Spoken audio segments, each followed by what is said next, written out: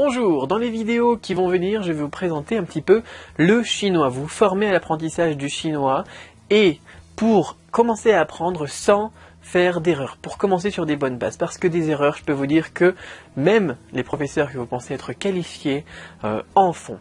Alors, je m'appelle Cédric Beau, j'ai eu l'occasion donc d'apprendre le chinois en France, en Chine, de faire du DEFL en langue de la licence, d'aller apprendre donc le chinois en université chinoise. J'ai tout testé, les méthodes assimiles, les trucs en ligne, les trucs qu'on fait tout seul, j'ai tout essayé et j'en ai construit moi ma petite méthode personnelle. Je suis passé par le métier d'enseignant jusqu'à devenir après jury pour le bac dans l'Académie de Lille. Alors, ils font des erreurs, oui. Vous avez bien entendu ce que je viens de dire, les professeurs font aussi des erreurs dans l'enseignement du chinois. Et ça, c'est un gros problème. C'est un problème que j'ai remarqué et il ne faut pas que vous le fassiez, ça c'est certain. On parlera des tons, des caractères, de la mémorisation, de tous les problèmes qui peuvent se poser. Je vais tout vous expliquer et je vais vous donner mes astuces pour vous lancer le plus rapidement possible dans l'apprentissage du chinois et pour que vous trouviez ça facile. Alors que l'expression c'est du chinois, ça évoque plutôt tout le contraire de la facilité. Donc on va commencer par les caractères. Les caractères, ça fait peur. Les caractères, les gens ils voient ça, mais c'est horrible, qu'est-ce qui se passe, je comprends rien, c'est foutu, je pourrais jamais apprendre le chinois, c'est trop compliqué pour moi. Non. Les caractères, en fait, il faut voir ça comme une écriture logo. C'est quoi une écriture logo? Vous voyez le logo de Microsoft, vous savez ça, c'est Microsoft. Et pourtant, c'est pas écrit Microsoft. Vous voyez le logo d'Apple, vous dites ça, c'est Apple. Et pourtant, c'est pas écrit Apple. Et en plus, vous pouvez lire dans toutes les langues. C'est une écriture logo. Le code de la route aussi, c'est une écriture logo. Vous avez, la plupart du temps, donc, des éléments de sens, des composantes, on appelle ça, qui forment le sens dans un caractère, et des composantes qui forment le son d'un caractère. Donc ça c'est le cas général. En général, donc on a une ou deux composantes de sens et une composante de son. Et ça c'est fantastique parce que ça veut dire que en considérant que, comme en français on a des mots qui sont plus fréquents que d'autres, en chinois on va avoir des caractères qui sont plus fréquents que d'autres. Et comme les caractères sont des idées, ça va être encore beaucoup plus fréquent que les mots en français. Par exemple, un caractère, le possessif de, qui se dit de, comme en français, ça c'est fantastique aussi, va être représenté dans 5% de tous les textes. C'est-à-dire que vous apprenez un caractère, vous connaissez déjà 5% d'un livre par exemple.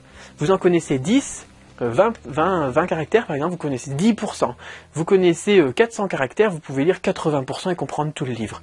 Et ça, vous pouvez y arriver en quelques mois seulement. Donc, il faut absolument retenir cette idée qu'il y a une fréquence au niveau des caractères et que donc il faut apprendre les plus fréquents d'abord, et qu'il y a une fréquence en plus au niveau des composantes. Et donc, que dans un nouveau caractère, si on connaît la composante de sens, on pourra deviner le sens global du caractère, alors qu'on ne l'a jamais vu. C'est comme un panneau. Vous voyez un panneau avec un triangle rouge, vous savez qu'il y a un danger, même si vous ne reconnaissez pas l'image dedans. Les caractères, c'est pareil. Et que si vous connaissez une composante de son, une composante phonétique, vous saurez aussi approximativement la prononciation de ce caractère. C'est pas fantastique ça? Et alors si vous trouvez un caractère avec une composante de son que vous connaissez, une composante de sens que vous connaissez, vous pouvez non seulement le comprendre, mais en plus vous pouvez deviner comment il se lit. Voilà globalement comment sont construits les caractères chinois. On retient une écriture logo, des composantes de son et de sens, la fréquence des composantes et la fréquence bien évidemment des caractères. Si on globalise tout ça, si on met tout ça ensemble et qu'on fait une bonne méthode, que vous mettez au point quelque chose d'efficace pour votre apprentissage du chinois, en quelques mois, vous savez vous débrouiller pour tout ce qui est dans les phrases de base. Et quelques mois plus tard, vous savez reconnaître et deviner les caractères. Et c'est comme ça qu'on fait aussi, donc je vous parle du code de la route, c'est comme ça qu'on fait sur le code de la route aussi. Vous voyez un panneau avec un triangle orange sur l'autoroute, ça ne va pas vous empêcher d'avancer sur l'autoroute. Vous n'allez pas vous arrêter, vous mettre sur le bas de côté, regarder dans votre code de la route, qu'est-ce que ça veut dire? Eh bien, quand vous allez lire le chinois, c'est pareil. Vous allez tomber sur un nouveau caractère, vous allez deviner globalement le sens, vous allez passer à la suite. Et avec cette méthode, vous allez très rapidement maîtriser le chinois comme les Chinois le font. Parce que n'allez pas croire que tous les Chinois connaissent tous les caractères possibles.